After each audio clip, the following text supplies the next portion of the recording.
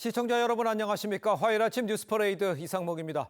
윤석열 대통령이 새 비서실장에 5선 정진석 의원을 내정했습니다. 정무수석에는 수도권 재선 출신의 홍철호 전 의원을 낙점했는데 여야 반응은 엇갈렸습니다. 서영일 기자입니다. 예고 없이 기자회견장을 찾은 윤석열 대통령. 새 비서실장으로 국민의힘 5선 중진 정진석 의원을 낙점했다고 발표했습니다. 여야 두루 아주 원만한 그런 관계를 가지고 계시다고 여러분도 아마 잘 아시지 않을까 이래 생각합니다. 신문기자 출신인 정 의원은 청와대 정무수석을 비롯해 당 비대위원장과 국회 부의장 등을 역임했습니다. 더 소통하시고 통섭하시고 또 통합의 정치를 이끄시는데 제가 미력이나마 잘 보좌해드리도록 그렇게 노력하겠습니다. 국회를 직접 담당할 정무수석엔 수도권 재선 출신 홍철호 전 의원을 임명했습니다. 2017년 대선 때 바른미래당 유승민 후보의 비서실장을 맡았고 이준석 대표 시절 국민의힘에선 전략기획 부총장을 지내 비윤계 인사로 꼽힙니다. 민심을 이제 우리가 확인하는 선거였고 또 그 결과값은 정무 쪽에서 부족한 부분은 채워야 되지 않나 그런 생각을 하고 있습니다. 윤 대통령이 관료 출신 비서실장 대신 이번 총선에서 패한 충청과 수도권 낙선자를 전면 배치한 건 야당과의 소통은 물론 중도층 민심을 직언하는 역할도 맡긴 거란 해석이 나옵니다. 여야 반응은 엇갈렸습니다. 국민의힘은 관록의 정치인을 기용해 야당과 협치하려는 시도라고 환영했지만 야당은 정쟁을 불러올 친윤 인사라고 비판했습니다. TV조선 서영일입니다. 총선 패배 후 당 수습에 총력을 기울이고 있는 국민의힘은 오늘 중진 간담회를 열고 비상대책위원장 임명에 대한 의견을 모읍니다. 민주당은 총선 승리 여세를 몰아서 정무위 전체 회의를 열고 민주유공자법 등 이 쟁점 법안들의 본회의 직회부를 추진합니다. 최원희 기자입니다. 국민의힘 당선인이 엿새 만에 다시 모여 차기 지도부 구성 문제를 논의했습니다. 비대위원장이 유력했던 윤재옥 원내대표는 이를 고사했고 다음 달 3일 차기 원내대표를 뽑기 전까지 새 비대위원장을 추천하기로 했습니다. 변화를 요구하고 계시기 때문에 제가 비대위원장을 맡는 것은 국민의 뜻을 받드는데 도움이 안 된다. 이를 위해 오늘 4선 이상 중진 간담회를 열고 비대위원장 후보에 대한 의견을 들을 예정입니다. 민주당은 오전 정무위 전체 회의를 열고 가맹사업법과 민주유공자법 등 쟁점 법안 본회의 직회부를 추진합니다. 가맹사업법은 가맹점주에게 단체 교섭권을 주는 내용을 골자로 하고 민주유공자법은 민주화운동 사망자, 부상자와 가족들을 유공자로 인정하는 내용으로 셀프 특혜 논란이 일고 있습니다. 앞서 민주당은 지난해 12월 정무위에서 이들 법안을 단독 처리했지만 법사위에서 심의가 막혔고 오늘 정무위 제적위원 5분의 3 찬성을 통해 본회의에 바로 올린다는 겁니다. 특별한 움직임을 보여주지 않고 있거든요. 그래서 어쩔 수 없이 이렇게 본회의 직회부 절차를 계속 밟을 수밖에 없는데 정무위 외에도 야당 단독으로 처리 가능한 법안들을 본회의에 올려 임기 말 처리에 속도를 올린다는 계획입니다. TV조선 최원입니다. 정부 부처와 민간위원이 참여하는 대통령 직속 의료개혁특별위원회가 이르면 오늘 출범합니다. 민간 합동으로 구성된 위원회는 의료개혁 문제 등을 논의하게 되는데 의료계는 의대 증원 백지화를 주장하면서 불참을 선언했습니다. 정은아 기자의 보도입니다. 의료개혁특위는 6개 부처 정부위원과 민간위원 20명이 위원으로 참여합니다. 위원장에는 노현홍 한국제약바이오협회장이 내정됐으며 분야별 전문위원회와 복지부 전담 지원 조직도 설치됩니다. 정부는 특위를 통해 의대 증원을 포함한 의료개혁과 필수 의료 투자 문제 등을 의료계와 함께 논의할 계획입니다. 이르면 오늘 특위가 출범해 활동에 들어가는데 대한전공의협의회와 의협 등 의료계는 의대 증원 원점 재검토를 주장하며 불참을 선언했습니다. 정부는 여전히 원점 재논의는 없다는 입장. 국민 눈높이에 맞지 않는 원점 재논의나 1년 유예를 주장하기보다 과학적인 근거와 합리적 논리에 기반한 통일된 제안을 주시기 바랍니다.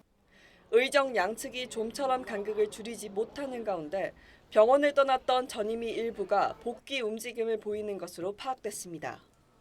의료 공백 사태 초기 33%에 머물던 전임의 계약률이 최근 55%로 올라갔고 특히 5대 병원은 58%에 달해 10명 중 6명이 업무에 복귀했습니다. 교수 집단 사직서가 25일 효력을 발생할 것으로 보여 이번 주가 의정 갈등의 분수령이 될 거란 전망이 나옵니다. TV조선 정은아입니다. 황선홍 감독이 이끄는 23세 이하 아시안컵 축구대표팀이 일본을 1대0으로 꺾고 조 1위로 8강에 올랐습니다. 후반 이태석 선수가 차올린 코너킥을 김민우 선수가 머리로 받아 결승골을 넣었습니다. 조별리그 3전 전승에 무실점을 기록한 대표팀은 26일 신태용 감독이 이끄는 인도네시아와 8강전에서 맞붙습니다. K-팝의 선두주자죠. 국내 최대 음반기획사 하이브가 걸그룹 뉴진스를 놓고 내부 갈등에 휩싸였습니다. 하이브 측은 뉴진스를 전담한 자회사 대표가 불법적으로 독립하려 했다며 감사에 착수했고 자회사 대표는 하이브 측이 신인 걸그룹을 만들면서 뉴진스를 베껴 표절 항의를 했더니 찍어내기를 하려 한다며 반발하고 있습니다. 하이브의 주가는 크게 떨어졌습니다. 이다솜 기자의 보도입니다.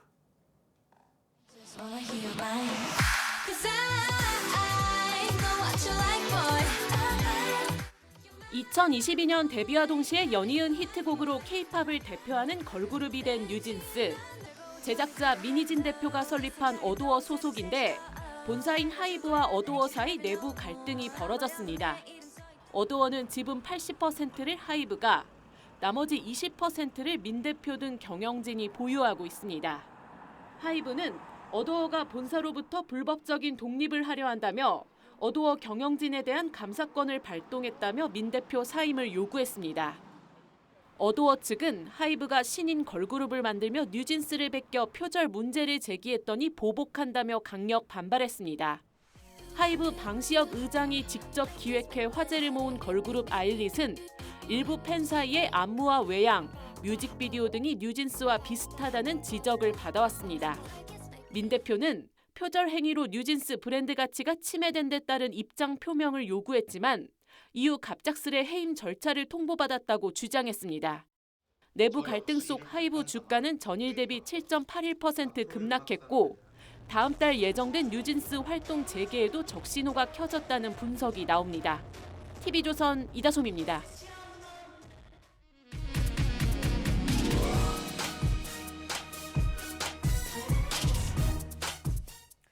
네, 앞서 전해드린 대로 윤석열 대통령이 어제 신임 비서실장에 정진석 의원을 정무수석에 홍철호 전 의원을 임명하고 직접 발표했습니다. 윤 대통령은 하루에 2차례 브리핑룸을 찾으면서 기자들과 직접 질문을 받고 소통을 하는 의지를 강조했는데요. 먼저 영상으로 보고 패널들과 자세한 이야기 나눠보도록 하겠습니다.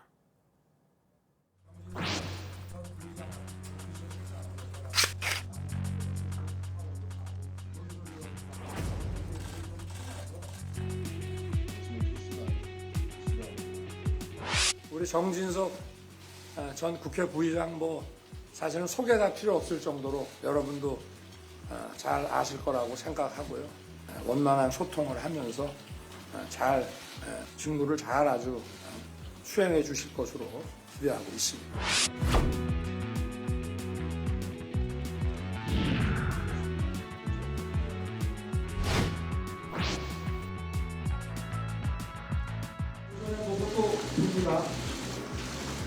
정무수석을 맡은 홍철호 전 의원입니다. 자수성가 한 사업가로서 민생 현장의 목소리도 잘 경청하실 분이라고.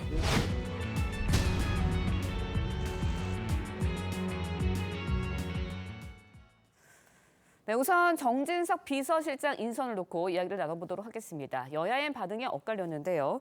여당에서는 일단은 협치를 강조했다라고 이야기를 하고 있지만 야당에서는 결국 친윤 인사다라고 비판을 하고 있습니다. 김상일 평론가님, 네. 어떻게 보셨나요? 글쎄요, 야당과 소통을 하려면 노력이 굉장히 많이 필요하겠다 이런 생각이 든 게요. 일단은 정진석 비서실장, 신임 비서실장은 이 윤 정권 출범 이후에 보여준 모습은 협치라든가 소통, 변화 이런 거하고는 좀 거리가 멀어 보입니다. 그런 측면에서 볼 때 그런 모습을 대전환해야 된다 이런 생각이 들고요. 그리고 두 번째는 이번 총선에 국민의힘이 참패를 당했는데요. 그 책임에서 저는 그렇게 자유롭지 않다. 사실상 국민의힘을 민심에서 멀어지게 하는 첫 출발을 스타트를 끄는 인사 아닌가 이런 생각이 들고, 그다음에 지금 사법적인 문제도 좀 있잖아요. 네. 노무현 대통령 사자 명예훼손과 관련해서 1심에서 6개월 판정을 받으신 분인데 과연 공직에 이런 식으로 임명하는 것으로 적절한 인사인가 이런 의문이 듭니다. 이런 측면에서 볼 때 좀 앞으로 해나가실 일이 많은 노력을 좀 기울이시는 것이 좀 필요하지 않나 이런 생각이 듭니다. 뭐 협치, 소통, 변화에 적절치 않다. 그러니까 뭐 점수를 후하게 주신 것 같지는 않고요. 이런 상황인데 사실 정치인 출신 비서실장 처음이죠. 또 정재원, 원희룡 전 장관의 함합행에 올랐지만 결국 돌고 돌아서 정진석 의원이 됐다라는 이야기도 있는데 어떻게 배경은 어디서 봐야 되죠? 그렇죠. 아니 기본적으로는 사실은 우선 정무형 대통령 비서실장이 필요하다 하는 인식을 윤 대통령이 한 것 같고요. 네. 그 이제 거론되는 다른 사람들 중에 보면 다 이런저런 장단점이 있어요. 네. 그런데 이제 단점이 많은 경우는 좀 배제하고 네네. 장점이 많은. 그래서 이제 정진석 비서실장의 경우는 우선 정무적 역량으로서 경험이 좀 풍부하다. 왜냐하면 정무수석까지 한 적이 있지 않습니까? 그렇죠. 거기다 정치인으로서 5호선까지 했다는 그 경력 이런 것들 하고요. 그다음에 대야 관계도 지금 야당에서는 이제 부적절 인사다 이렇게 얘기를 하지만 그거는 야당의 그냥 저는 의례적인 논평이라고 보고요. 사실은 대야 관계가 국민의힘에 있는 다른 의원들에 비해서 그렇게 나쁘지 않아요. 그렇기 때문에 본인이 노력하기에 따라서는 충분히 야당과의 소통도 이어갈 수 있는 사람이다 하는 점에서 본다면 윤 대통령이 그렇다고 본인과 전혀 모르는 사람, 국민의힘 쪽에 발을 담지 않았던 사람 이런 사람을 발탁해서 자기 비서로 쓸 수는 없는 거거든요. 그렇죠. 그런 점에서 본다면 적어도 지금 현재 있는 자원 중에서는 적절한 인사를 뽑았다. 특히 정무적 역량을 높이 평가한 것으로 보인다. 이렇게 말씀드릴 수 있습니다. 알겠습니다. 네, 여야 패널 두 분의 반응도 확연하게 다른데 이번에는 정무수석에 대해서도 이야기 나눠보도록 하겠습니다. 유승민계로 알려진 홍철호 전 의원이 임명이 됐습니다. 어떻게 보셨어요? 글쎄요, 좀 요 직전에 정진석 비서실장이 친윤을 오히려 강화했다고 보면 이분은 그래도 온건 합리적인 좀 이미지를 가지신 분이에요. 그래서 약간 친윤 색채를 조금 뺀 느낌 이런 건 듭니다. 그러나 이제 정무수석이라는 자리로 보면 굉장히 자발적 적극성 그리고 정치적 상상력 이런 것들이 좀 많이 필요한 자리로 느껴지고 특히나 총선 이후에는 그런 부분이 더 필요하지 않을까 싶은데 그런 부분에 대해서는 그동안 두각을 나타내신 부분은 없어서 좀 지켜봐야 될 것 같습니다. 알겠습니다. 자, 그런데요. 이제 어제 상황을 좀 보면 윤 대통령이 하루에 이제 2차례 브리핑룸을 찾아서 직접 두 사람 인선을 발표를 했고요.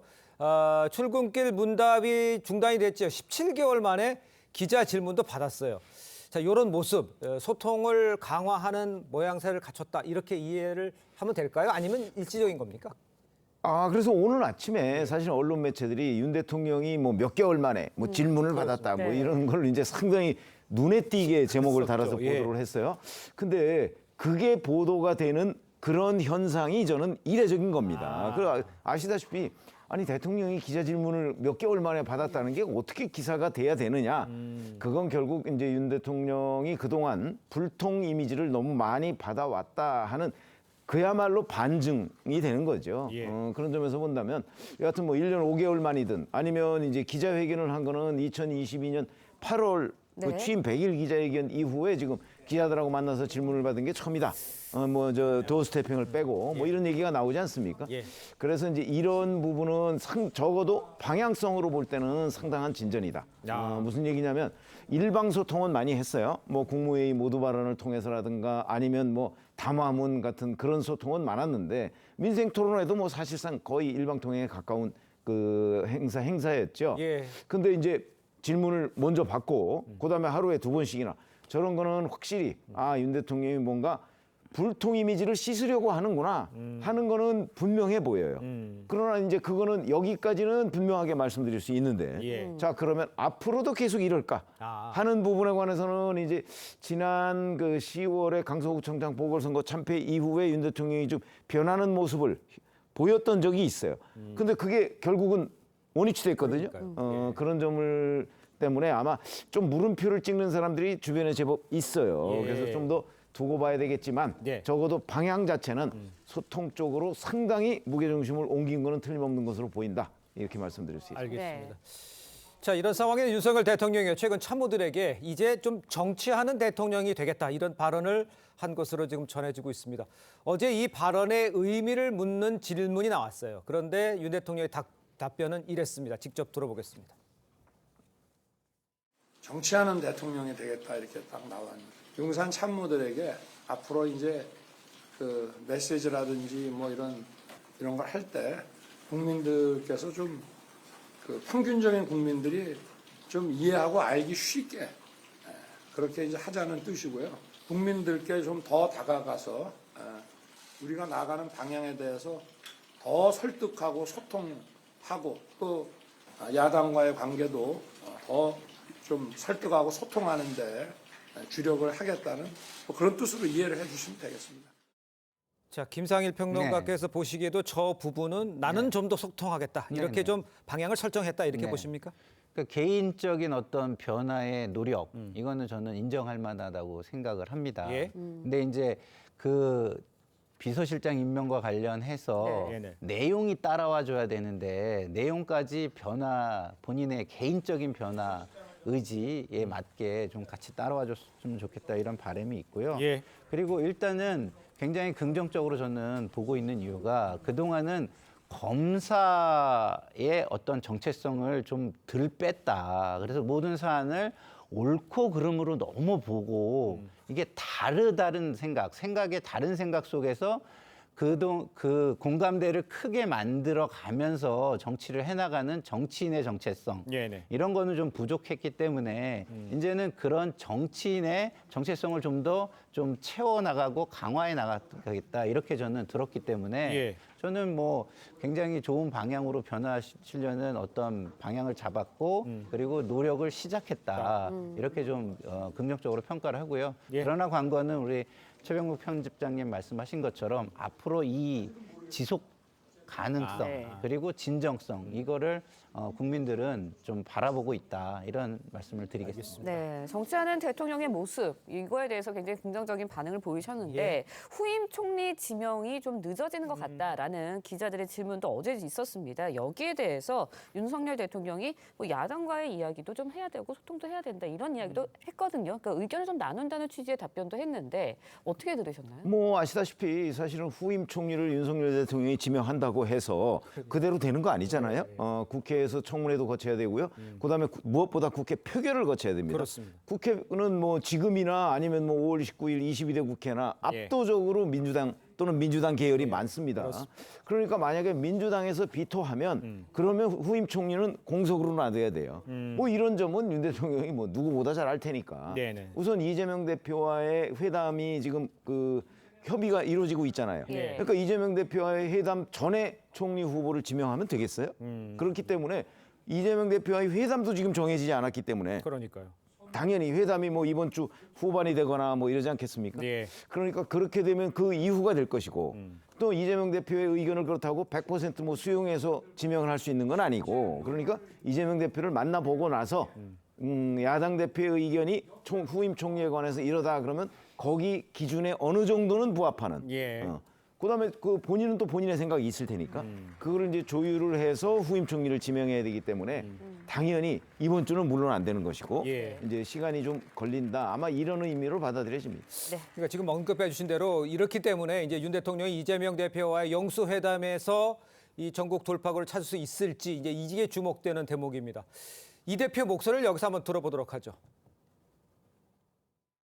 대통령을 만나 이번 총선에 나타난 민심을 가감없이 전달하도록 하겠습니다. 국민께서는 살기 어렵다, 민생을 살리라라고 준엄하게 명령하셨습니다. 대통령실과 정부 그리고 국회가 함께 변해야 합니다. 이번 회담이 국민을 위한 정치 복원의 분기점이 되기를 기대합니다. 자, 이제 어렵사리 영수회담이 성사가 됐는데 네. 이제 어제 이제 실무 협상 단계에서 이게 좀 연기가 됐잖아요. 이제 이걸 가지고 이제 일부에서는 삐걱거렸다는 얘기도 네. 하고 있는데 이게 삐걱거렸다고 보기엔 좀 어려울 것도 같아 보이는데 네. 일단 홍철호 정무수석이 오면서 이제 일을 네. 진행하겠다는 거잖아요. 네.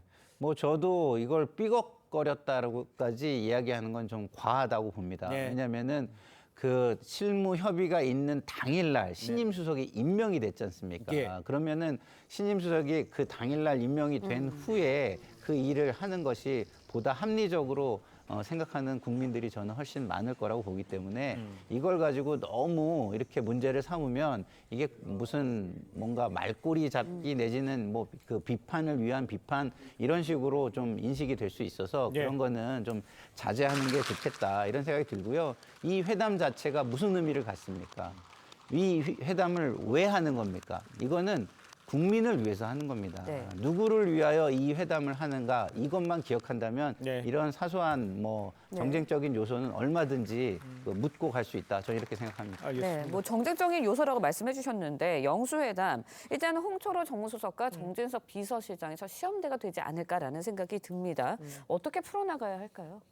사실 이재명 대표의 영수회담에 임하는 전략, 뭐 굉장히 시나리오가 여러 가지가 있을 거예요. 아마 뭐 전 국민 민생회복 지원금 1인당 25만 원 이걸 비롯해서 예. 각종 특검법, 그다음에 그 법안들이 네. 있잖아요. 그렇습니다. 이런 것들을 다 쏟아내거나 아니면 일부만 이제 대통령한테 네. 요구하거나 그래서 만약에 그게 안 됐을 경우 모든 책임이 윤석열 대통령한테 있는 것처럼 예. 이렇게 아마 그 어떤 정치적 그림을 그릴 가능성도 있고 네네. 그렇지 않고 좀 절제되게 몇몇 핵심적인 내용만 그 얘기를 할 수도 있는데 예. 그 중에는 윤석열 대통령이 받아들이기 어려운 부분이 대단히 많을 거예요. 그렇겠죠. 예. 그렇기 때문에 그런 부분을 이게 어차피 첫 술에 배부를 수 있는 건 아니잖아요. 그래서 윤 대통령이 처음 회담 제안을 했을 때부터 뭐 앞으로 자주 만나서 뭐 차도 마시고 뭐 이런 얘기를 했거든요. 예. 네. 그렇기 때문에 첫 번째의 회담에 너무 많은 기대를 하게 되면 실망이 커질 가능성도 있으니까 조금 아마 그 시간을 가지고 여러 차례 회담을 하면서 점점 의견을 좁혀나가는 과정 이런 것들이 필요하지 않을까 봅니다. 그럼 지금 보시기에 뭐 목요일 날 있을 수 있다라는 얘기도 있는데 지금 상황으로는 이번 주에는 어려울 거예요. 아니 뭐 꼭 그렇지는 않죠. 예. 뭐 아마 오늘쯤에 홍철호 정무수석과 네네. 그다음에 그 천준호 비서실장이 만날 가능성이 높잖아요. 그렇습니다. 그러면 뭐 이제 윤 대통령도 주로 듣겠다고 얘기를 했기 때문에 뭐 듣는 거라면 뭐 이재명 대표가 와서 그 네. 상당 부분을 얘기할 거 아니겠습니까? 그렇다면 이제 이재명 대표 재판이 금요일에 있어요. 그러니까요. 그리고 내일은 뭐 낙선자 오찬 간담회가 윤석열 대통령이 있어요. 예. 그래서 아마 내일 뭐 오후나 아니면 25일에 이제 그 양쪽 다 특별히 지금 예정된 일정이 없기 때문에 예. 뭐 저는 충분히 가능하다고 봅니다. 알겠습니다. 지켜보도록 하겠습니다. 자, 다음 소식도 짚어보겠습니다. 한동훈 전 비대위원장이 윤 대통령의 오찬 제안을 거절한 것을 두고 지금 여러 해석이 나오고 있습니다. 한 전 위원장의 측근으로 평가받는 이 김경률 전 비대위원장 이야기를 한번 들어보도록 하겠습니다. 금요일 날 전화해서 월요일 오찬을 정하기로 했다는 건 조금 전 그 부분이 좀 이해가 안 되고요. 대단히 이례적이다. 그리고 말씀하신 것처럼 직접 연락하면 되실 텐데 비서실장, 원내대표 이렇게 두 다리를 건너서 하는 것도 보면은 조금은 그러니까 금요일 날, 월요일 날 식사 자리에는 거 요청했다는 거 하고 또 먼저 뭐 비대위원장을 만났어야 되는 건데 왜 홍 시장을 먼저 만나냐. 이 부분이 좀 불편하다고 느끼는 것 같아요. 한동훈 전 비대위원장으로서는 당연히 불편해하겠죠. 제가 봐도 객관적으로는 불편해 보입니다. 네. 왜 그러냐면 홍준표 대구시장이 또 어떤 사람입니까? 왜냐하면 이번 총선 끝나고 나서 계속 한동훈 전 비대위원장에 대해서 거의 입에 담지 못할 비난을 쏟아냈던 사람 아닙니까? 그렇습니다. 그 정도가 아니고 뭐 그건 거의 네. 하여튼 뭐 심각한 당내 여러 가지 문제를 일으킬 정도의 발언을 했는데 그 홍준표 시장을 윤석열 대통령이 만났단 말이죠. 예. 그렇다는 얘기는 한동훈 전 비대위원장한테는 굉장히 많은 아마 충격적 그 요소가 됐을 거라고 저는 보거든요. 예. 그런데 그 이후에 이제 한동훈 전 비대위원장하고 만나자. 그다음에 뭐 약속 시간도 사실은 아주 짧은 시간을 주고서 만나자 이렇게 얘기를 그것도 홍준표 시장의 경우에는 단독 만남이었는데 한동훈 전 비대위원장 경우에는 비대위원들하고 같이 만나자 그러니까요. 이런 거거든요. 그래서 의전상이나 여러 가지로 보면 굉장히 불쾌했을 수 있다고 저는 충분히 이해가 됩니다. 네. 그러나 문제는 예. 그렇다 해도 대통령이 만나자고 하는 거를 한동훈 전 비대위원장이 거절하는 것은 앞으로 본인의 정치적 미래나 뭐 여러 가지를 아무리 고려를 한다고 할지라도 그걸 거절하는 것은 전혀 도움이 안 될 것이다. 저희들의 경험상 그렇습니다. 그렇기 때문에 이거는 한동훈 전 비대위원장이 뭐 본인이 이제 그 건강상 문제인데 네. 뭐 실제 건강상 문제가 있을 수도 있어요. 그렇죠. 왜냐하면 뭐 독감 요새 뭐 유행하잖아요. 네. 뭐 그러니까 그런 있을 수 있으니까 이거는 한동훈 전 비대위원장이 그야말로 정무 감각을 발휘해서 이 그 만남을 재추진하는 것이 훨씬 좋을 것으로 보인다. 이렇게 말씀드리겠습니다. 알겠습니다. 네, 앞선 총선 과정에서 갈등이 이제 노출이 될 때마다 윤 대통령과 한 전 위원장 일단은 공식 석상에 함께 모습을 드러내면서 좀 이렇게 해소하는 모습을 보여줬거든요. 이번 사안에 대해서는 어떻게 풀어갈 것이라고 전망하시나요? 일단 대통령에 저는 달려 있다고 봐요. 왜냐하면 대통령께서 힘을 가지신 분이고 예. 한동훈 비대위원장을 위로하려고 했던 것인데 예. 어쨌든 지금은 어쨌든 뭐 몸이 좋지 않다라고 해가지고 양해를 구한 거 아니겠습니까? 그러면 앞으로 대통령이 예. 뭐 포용, 통합의 정치로 나아가시고 그다음에 뭐 민심과 눈높이의 그 기준을 둔 정치를 해나가신다고 한다면 일단은 한동훈 비대위원장도 포용의 대상이죠. 그죠? 예. 그러면은 당연히 일단은 기본적으로 한 번 더 제안을 하셔야 될 것 같고요.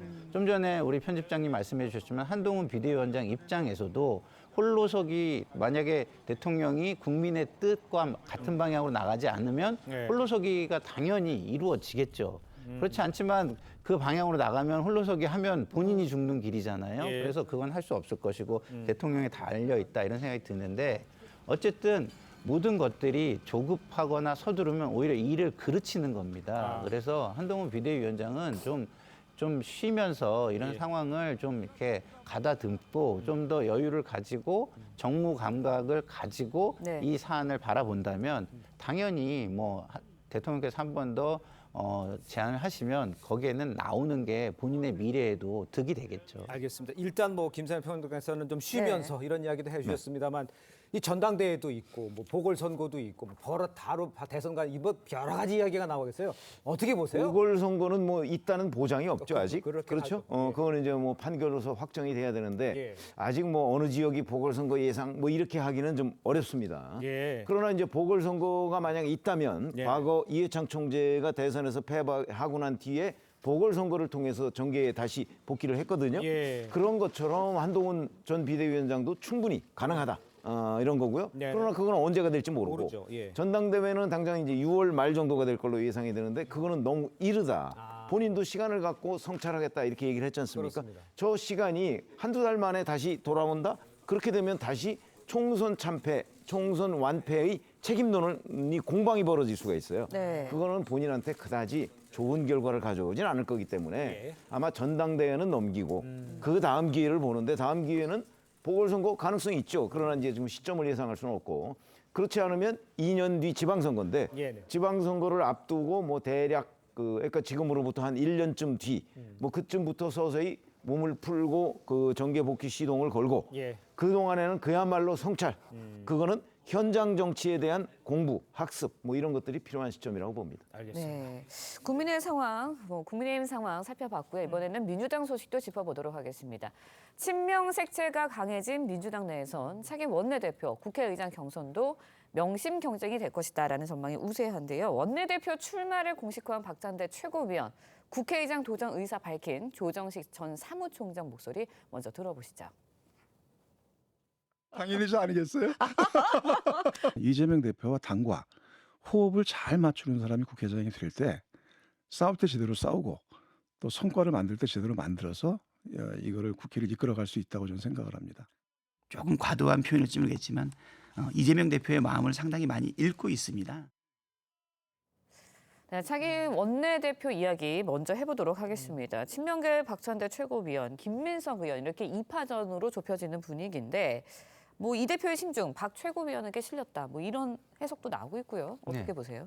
뭐 저도 여러 의원하고 좀 통화를 해봤는데 그런 분위기가 강한 거는 사실입니다. 그래서 그러나 이제 어쨌든 김민석 의원도 지난번에 또 원내대표 출마를 했었고 네. 뭐 동정론도 있을 것이고 또 예. 개인적인 어떤 적극성, 친화력 이런 것도 있으니까 뭐 볼만한 경쟁이 될 것 같다 이런 생각은 드는데요. 예. 어쨌든 말씀하신 대로 뭐 이재명 대표의 의중은 박찬대 의원에게 좀 실려 있는 듯 보이는 것은 사실인 것 같습니다. 예. 국회의장 같은 경우는 어떤가요? 추미애 6선이니까 가능성이 없습니까? 여러 사람 국회의장이요. 예.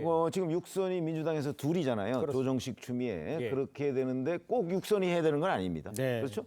대략 과거에도 4선이 국회의장을 한 적이 있고 4선이 출마해서 5선을 꺾은 적도 있어요. 그렇기 때문에 이번에도 아마 6선은 뭐 당연히 대상이 되는 것이고 5선 중에서 5선이 꽤 많아요. 왜냐하면 지난 두 번의 총선을 압승하다 보니까 민주당이 예. 네. 이 선수가 쌓인 사람들이 굉장히 많아서 예. 이번에 5선 중에서도 뭐 예를 들어서 뭐 정성호, 우원식 뭐 여러 사람들이 있잖아요. 네. 그러니까 이런 분들 중에서도 아마 출마할 의지를 가지고 있는 사람이 있는 걸로 제가 알고 있습니다. 예. 그러니까 그런 가운데 이제 결국 경쟁을 하다 보니까 지금 결선 투표 얘기까지 나오는 거죠. 그러니까요. 네. 알겠습니다. 자, 오늘 두 분 말씀은 여기까지 듣겠습니다. 고맙습니다. 고맙습니다. 네, 이화영 전 경기부지사가 주장한 이 검찰청 술판 회유 논란이 좀처럼 가라앉지 않고 있습니다. 이 전 부지사가요, 검찰이 전관 출신 변호사를 동원해서 회유하려 했다. 이런 새 의혹을 제기를 했습니다. 네, 그러자 검찰은 전혀 사실이 아니라며 술판 주장이 안 먹히니 이번에는 전관을 들고 나왔다고 강하게 비판했습니다. 한지은 기자의 보도입니다. 이화영 전 부지사가 손으로 쓴 편지지 2장 분량의 옥중서신입니다. 검사가 검찰 고위직 출신 전관 변호사를 통해 회유를 시도했다고 적었습니다. 전관 변호사가 대북 송금이 이재명을 위해서 한 일이라고 진술하면 재판을 본인에게 유리하게 해주겠다고 검찰이 약속했다고 말했다는 주장을 적었습니다. 전관 변호사와의 면담은 1313호실의 검사 사적 공간에서 몇 차례 있었다고도 했습니다. 그러자 회유 당사자로 지목된 전관 변호사는 전혀 사실이 아니라는 입장문을 냈고 검찰은 술판 의혹이 안 되니까 이번엔 전관 의혹을 들고 나오냐고 비판했습니다. 이 전 부지사 측은 술을 마신 영상 녹화실 천장과 거울 뒤에 상시 녹화용 CCTV 2대가 숨겨져 있다는 제보를 받았다며 영상을 공개하라고 주장했습니다. 이에 대해 검찰은 영상 녹화실 카메라는 조사 대상자의 동의가 있을 때만 녹화한다며 상시 녹화 주장은 또 다른 허위사실 유포라고 반박했습니다. TV조선 한지은입니다. 자, 전해드린 대로 이화영 전 부지사가 이번엔 검찰이 전관 출신 변호사를 동원해서 자신을 회유했다. 이런 추가 의혹을 제기를 했습니다. 네, 관련 내용 백성문 변호사, 장현주 변호사와 함께 자세히 짚어보도록 하겠습니다. 안녕하세요. 네, 안녕하세요. 자, 먼저 이화영 전 부지사가 검찰 회유 의혹과 관련해서 또 추가 폭로를 했습니다. 네. 이유를 어디서 먼저 찾을 수 있을까요? 일단은 이화영 부지사의 소위 말하는 또 추가 폭로는 결국 그럼 이재명 대표와의 연관성을 부인하기 위한 게 아닌가라는 생각밖에 들지는 않습니다. 일단 지금 내용 자체가 본인의 혐의가 없다가 아니고 뭐 이재명 대표와 그 보고한 적이나 뭔가 이재명 대표에 도움되겠다고 얘기한 게 회유당에서 한 진술이다라는 취지 아니겠습니까? 그러니까요. 이번 옥중서신의 내용을 보면 이번 사건을 수사한 수사검사가 검찰 고위직 출신 변호사를 소개해줬고 그래서 1313호실 검사실에 사적 공간에서 면담이 진행됐고 그때 그 검찰 고위직 출신 변호사가 김성태의 진술을 인정하고 또 대북 송금을 이재명을 위해서 한 일이라고 진술을 해주면 재판 중인 사건도 유리하게 해주고 주변사도 멈출 것이다.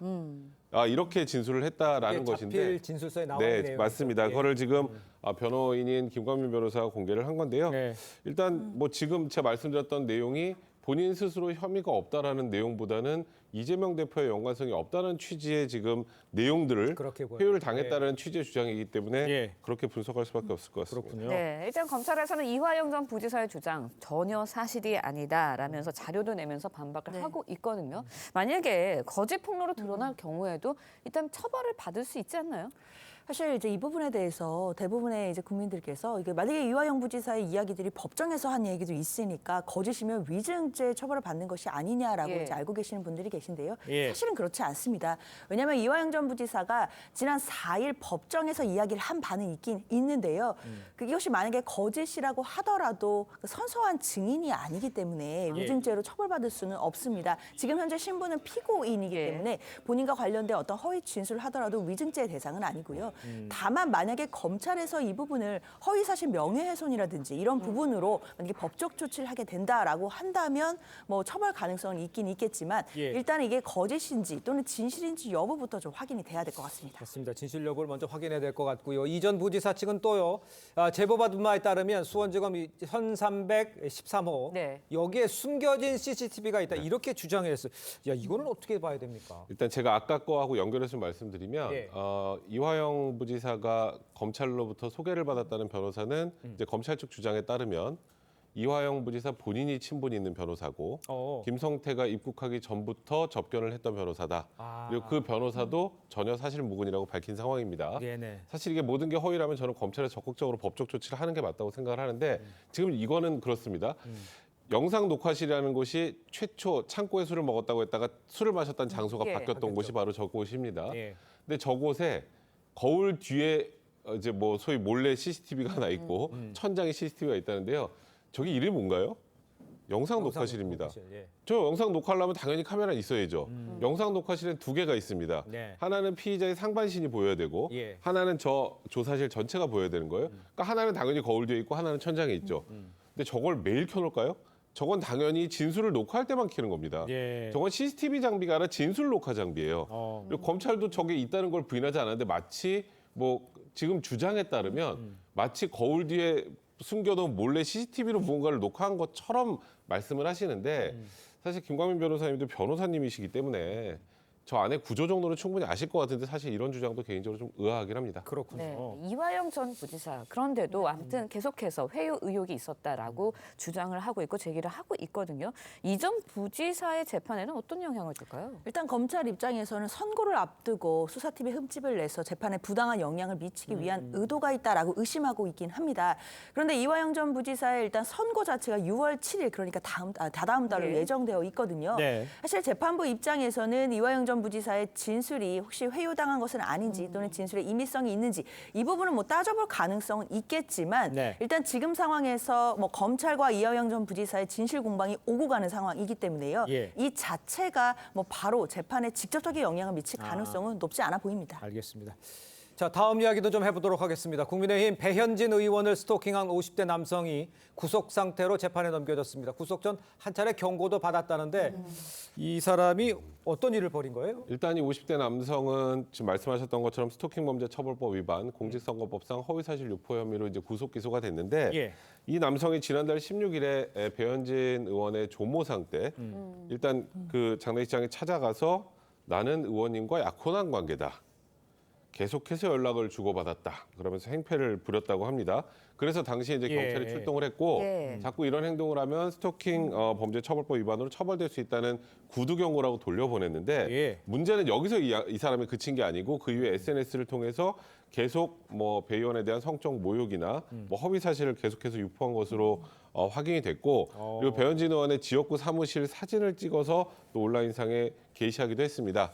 그래서 처음에는 단순히 경고로 끝낼 수 있었던 일이었지만 예. 이게 지속되니까 배현진 의원이 이제 고소를 할 수밖에 없었고 그래서 결국 경찰에 출석 요구 받았는데도 불응했고 또 구속된 상태로 기소가 된 겁니다. 그렇군요. 네. 스토킹 범죄 솔직히 당하는 입장에서는 굉장히 괴로운 거 아닙니까? 그렇죠. 그런데 여성 국회의원까지 스토킹 범죄에 노출이 된 상황입니다.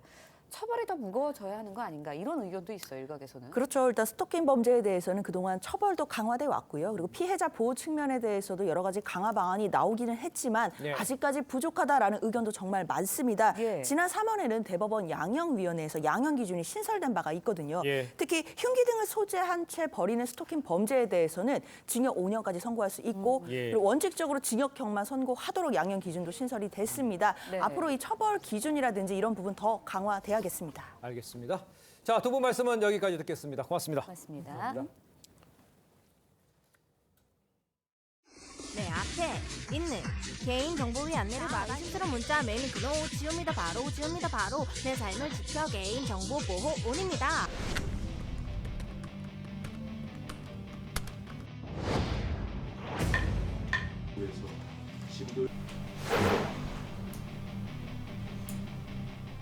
몰랐어요. 가입할 때 몰랐죠. 별 생각 없이 사실 가입을 하다 보니까. 한국의 법인이 소지하든 소지 안 하든 한국에서 재화 서비스 제공하는 외국 업체는 우리 한국 개인정보법에 적용된다는 분명히 했고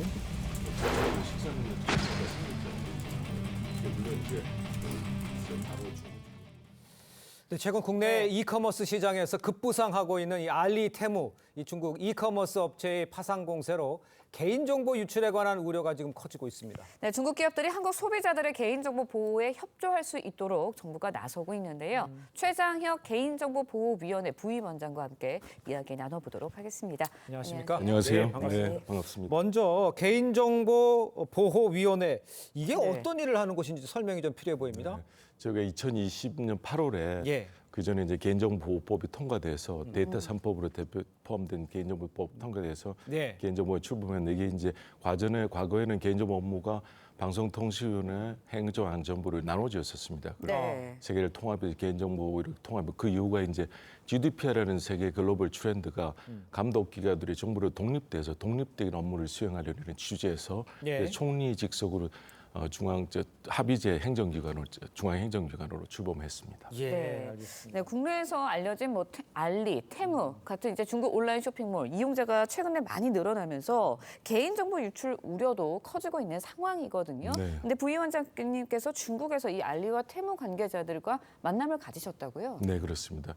이제 저희가 우리 국민들이 알리, 테무를 이제가 급속히 시장에서 확장되면서 개인정보에 대한 우려가 있던 걸 알고 요번에 사실 저희 인터넷 진흥원이 중국의 대표처를 이제 공식 대표처를 출범시키면서 이게 사실 중국과 우리나라에서 아직까지 뭐 개인정보 관련해서 특별하게 지금 정부 간 접촉이 있는 건 아니지만 이제 공식 대표처로 승격되면서 공식적인 일단 대화 창구가 저희는 열렸다고 생각하고 있고 그걸 통해서 개인정보 거기서 이제 설명회를 개최했습니다. 예를 들면 이제 저희 중국 기업들에게 우리 한국 개인정보를 설명하고 또 제가 가보니까 중국도 저희하고 비슷하게 저희가 데이터 3법을 만들었는데 중국도 데이터 3법을 만들고 저희가 2020년에 개인정보를 통과시킨 중국도 2021년에 중국 개인정보를 통과시켰더라고요. 그래서 중국에 진출한 우리 한국 기업들에게도 중국 개인정보를 잘 설명해서 양국 간에 서로 각 나라가 개인정보를 잘 지키도록 그런 기회를 가졌었습니다. 알겠습니다.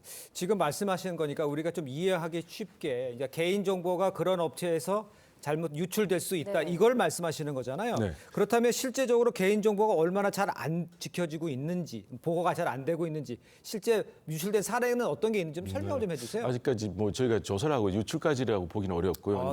저희가 이제 개인정보를 이렇게 활용하려면 동의가 필요합니다. 그래서 국내 업체들도 마찬가지로 개인정보 활용 동의를 받고 있는데 특히 해외 이전할 때는 해외 이전 국가, 그다음에 해외 이전 보유 기간, 이용 목적 또 이전 받는 자의 성명이나 주민 이런 게 필요한데 그런 해외 이전에 특별한 그런 동의 절차가 잘 지켜졌는지를 저희 보고 있고요. 그런 의미에서 지금 저희가 그런 항목들을 잘 조사해보고 있습니다. 좀 정리를 해보면 중요한 건 결국은 개인정보에 대한 우리의 우려에 대해서 중국 기업이나 중국 쪽에서 얼마나 공감을 해주고 대응을 해주냐 이 문제일 것 같습니다. 어떻습니까? 지금 현재 상황은? 저희가 알리테무 포함해서 12개 중국 업체들 저희 개인정보 충분히 설명했고요. 그런데 그쪽에서 저희가 뭐 충분히 저희 개인정보에 대해서 잘 이해를 하고 충분히 지키겠다는 그런 이야기를 했습니다. 단지 이제 하나가 그쪽 업체 중에 일부들이 예를 들면 우리나라와 사업을 하는데 그 제도나 법 그다음에 시스템 문화를 잘 몰라서 조금 이제 본인들이 조금 실수한 측면이 있으면 유예 기간을 좀 주면서 적응할 수 있는 기간을 유예 기간을 줄 수 없는 이런 얘기를 한 적이 있었는데 제가 그거에 대해서 역으로 다른 나라 외에서 사업을 할 때 그런 제도나 문화나 시스템을 법을 적용하는 충분한 시간을 갖고 해야 되는데 좀 그게 너무 급속하게 시장에 접근하게 되면 조금 강구한 측면이 있다 하면서 그런 유효 기간을 주기는 어렵다는 의사를 제가 분명히 표시했고 중국 업체도 그런 부분을 충분히 이해하면서 앞으로 우리나라 개인정보법을 잘 준수하면서 또 나중에 혹시 저희가 또 처분하게 되면 그 처분에도 잘 따르겠다는 의사를 충분히 표시했습니다. 알겠습니다. 이번에 중국 방문하실 때 한중 인터넷 협력센터 개소식도 개최하셨다 이렇게 네. 얘기가 들리는데 이건 어떤 일들을 하게 되는 겁니까? 네. 그 한국 인터넷 대표처가 예전에 이제 공식 기구가 아니라 연락처 같은 형태로 운영되고 있었는데요. 예. 거기가 이제 예를 들면 한국에서 괜히 유출돼서 중국에서 중국 불법 사이트에서 거래가 되고 있다는 거기가 인지가 되면 저희가 중국 인터넷 협회를 통해서 그거를 하면 1년에 한 4,500, 5,000 건 삭제를 하고 있었습니다. 그런 기구가 이제 공식적으로 이렇게 대표적 협력되면서 사실 이제 중국과 어느 정도 공식적인 대화 창구가 생겼다고 저희는 이해하고 있습니다. 알겠습니다. 지금까지 최장혁 개인정보보호위원회 부위원장 모셨습니다. 말씀 감사합니다. 감사합니다. 네, 가스총과 3단봉을 이용해서 미등록 외국인들을 협박 폭행하고 금품을 뜯어낸 일당 4명이 경찰에 붙잡혔습니다. 네, 이들은 내국인들을 보호한다는 명분으로 이 같은 짓을 저질렀다고 했습니다. 김달호 기자의 보도입니다. 승용차가 한 남성을 뒤쫓습니다. 도망가던 남성이 넘어지자 차에서 내린 운전자가 쫓아온 다른 남성과 함께 잡아옵니다. 한 남성이 갑자기 달아나기 시작합니다. 앞에 있던 남성이 막자 위도까지 벗어던지고 도망갑니다. 달아나는 남성들을 붙잡은 사람들은 20, 30대 내국인들입니다. 이들은 외국인 밀집 지역에서 사설 탐정을 사칭해 외국인들에게 등록증을 요구했고 도망갈 경우 불법 체류자로 보고 뒤쫓았습니다. 신고할 테니까 돈 내놔라. 걔들 소문은 옛날부터 났었어요. 그 감금하고 돈 뺏고. 붙잡은 뒤에는 가스총과 3단봉으로 위협해 금품을 빼앗았는데 12명이 1,700만 원을 뜯긴 것으로 조사됐습니다. 외국인의 인권 또한 보호해야 할 중요한 가치가 있는 만큼 이러한 국격을 떨어뜨리는 악질적인 범죄자에 대하여는 검거를 강화해 나갑니다. 경찰은 검거된 일당이 내국인을 보호한다는 명분으로 만들어진 한 단체의 소속 회원이라며 대구에서도 관련 피해 신고가 접수돼 수사하고 있다고 밝혔습니다. TV조선 김다로입니다. 네, 북한이 김정은 국무위원장 지도하에 초대형 방사포를 동원한 핵 반격 가상 종합 전술 훈련을 실시했다고 밝혔습니다. 조선중앙통신은 핵 방아쇠라 부르는 핵무기 종합관리 체계 내에서 초대형 방사포를 운용하는 훈련을 처음 진행했다고 보도했습니다. 통신은 한미가 진행 중인 연합현대 군 종합훈련 등의 끊임없는 군사 도발이라며 훈련 배경을 설명했는데 공개한 사진에서는 이동식 발사체 4대에서 총 4발 초대형 방사포를 쏘는 장면이 포착됐습니다. 네, 이달 초 규모 7.2의 강진이 덮친 대만 화롄시에 다시 6.3의 지진이 강타했습니다. 앞선 지진 피해 복구 작업을 하던 중 또다시 강진이 발생한 건데 정확한 인명피해는 즉각 확인되지 않고 있습니다. 보도에 서영일 기자입니다. 도로 위의 건물이 금방이라도 쓰러질 듯이 위태롭게 서 있습니다. 또 다른 건물은 더 기울어지는 걸 막으려고 지지대로 받쳤습니다. 어젯밤 대만 화롄시 인근 해역에서 규모 5 이상의 지진이 발생한 뒤 오늘 새벽까지 2차례 규모 6 이상 지진이 이어졌습니다. 규모 6 이상 지진은 약 150km 떨어진 수도 타이베이에서도 느껴질 정도. 흔들리는 소리가 일단 다르니까 앞에 왔던 오 이런 지진보다 그 소리 듣고 나서 이제 나가야겠다 이 생각하고 지진 여파로 적어도 건물 2채가 기울어졌는데 인명피해 등 정확한 피해 규모는 즉각 알려지지 않았습니다. 화롄 지역은 3일에도 규모 7이 넘는 지진으로 건물이 붕괴하고 낙석으로 도로가 막히는 등 피해가 있었습니다. 대만 유명 관광지인 타이루거 국가공원에서는 수백 명의 고립자가 발생했고 10명 넘게 숨졌습니다. 현지 당국은 이번 지진이 3일 지진의 여진으로 보고 있습니다. TV조선 서영일입니다.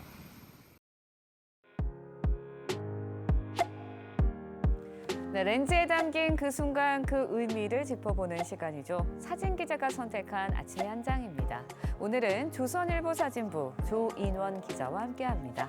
안녕하세요. 오늘 아침에 볼 사진 어떤 건가요?